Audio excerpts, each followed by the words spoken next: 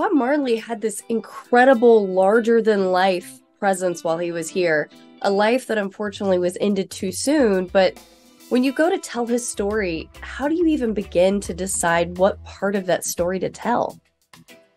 Yeah, I guess it was kind of decoding the music a little bit and figuring out, what was probably the most impactful time of his life. And, given what happened in 1976, the assassination attempt on his life, that had to change anybody. It seemed like a pretty heightened state. Clearly, what was happening politically in Jamaica, what was happening personally for Bob. But what did he do? He doubled down and went into a period of deep musical genius, and created Exodus, which is the album we all know, arguably the greatest album of the 20th century. So it just felt like a rich period of time, rich period of history, not only publicly, but professionally. It's a period of time where Bob went from being a local star to a global star. And so it was a significant impact on our life, on history, and a window into Bob's life that I thought was quite insightful.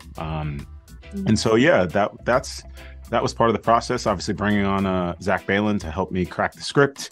Having the support of the family, the Marley family, was paramount, and then having Bob's music as the spine of our film was a pretty good place to start. So that's how we came up with the timeline of the film. Yeah. Now, I did want to bring up something that I noticed throughout most of the movie, and that's the books that Bob was reading.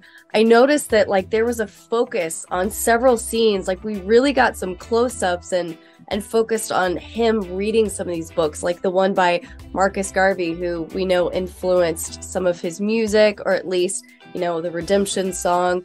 What importance did that bring to the film itself for you? Why was that something that you were very intentional on including?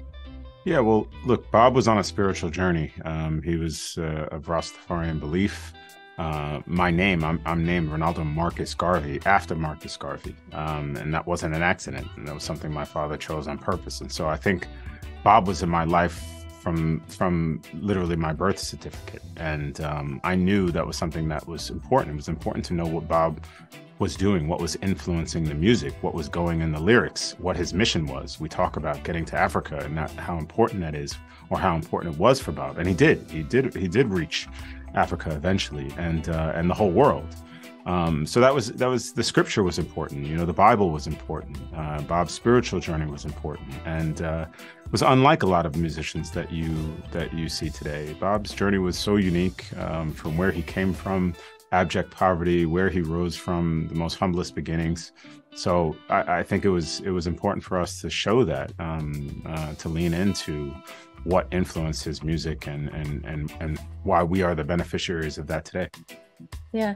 I know Bob Marley's music so well, and so many people do, but after watching this movie, I feel like I better know the man. And I don't think I realized what a heavy heart he walked through this life with in the pursuit of peace. What were your thoughts on that?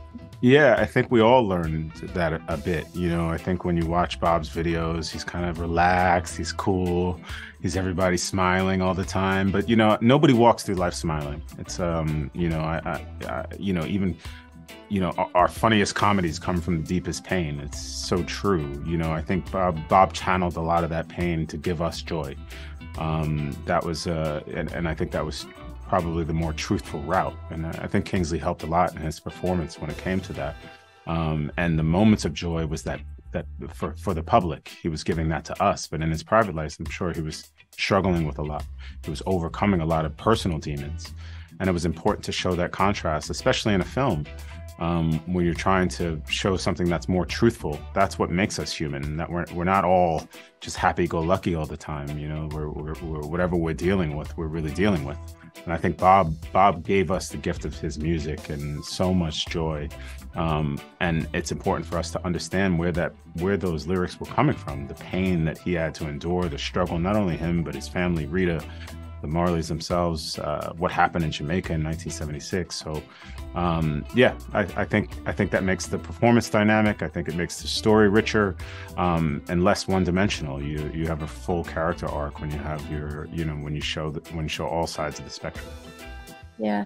I'm going to wrap up now because they gave me time. But I want to wrap with saying there's a question that's asked at the end of the movie of Bob.